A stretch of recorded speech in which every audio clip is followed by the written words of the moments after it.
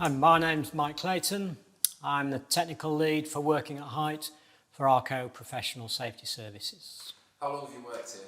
I've worked for the business now for just over 24 years. Mike, tell us what you do and why you think it's important. So my role is to provide guidance and advice for our customers for working at height. What insights about working at height do you think people need to know? Well, a common misconception is that helmets must conform to the industrial safety helmet standard EN 397. There have been times where height workers have been excluded from sites because their working at height helmet doesn't conform to the relevant standard. The PPE work regs requires that your PPE is suitable. Now, the hazards when working at height will differ from those from a ground worker.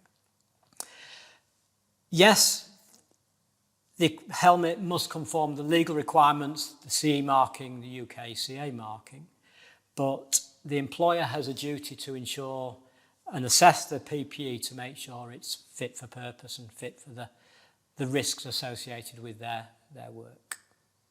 Why would someone working at height use head protection conforming to different standards to the EN 397? There are other standards, such as the mountaineering standard, EN 12492, that can provide more suitable protection for workers at height.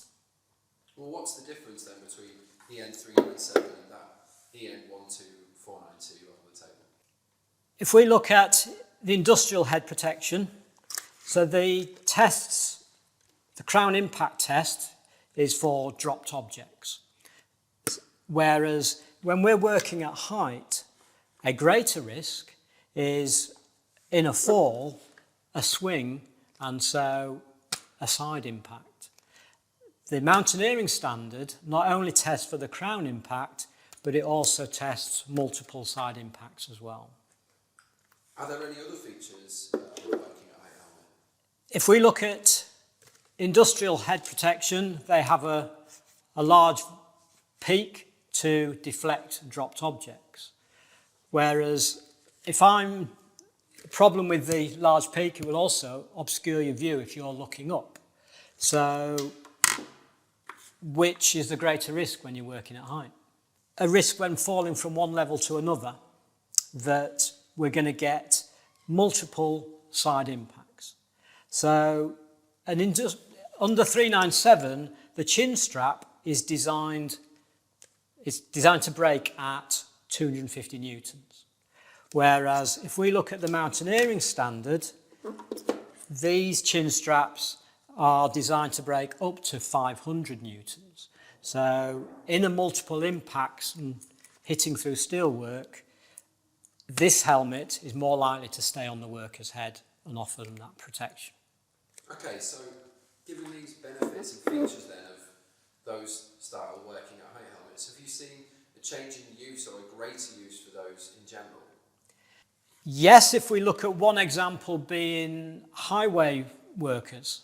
If you notice, they have started wearing these working at height style helmets because a risk for them is stones being ejected by car tyres, so it's more of a lateral impact rather than an impact from above. So the working at height helmets with that side impact protection offers them the more suitable protection. So given all of this information that you've been giving us today, what would be the one key point you would like viewers to take away from this video? What is important is to remember that a lot of helmets now, the working at height helmets, are taking parts from different standards and creating a hybrid that offers the best possible protection for that worker at height. So the key message I would say is not to be ruled by standards, but to select PPE that offers the best protection for your associated hazards.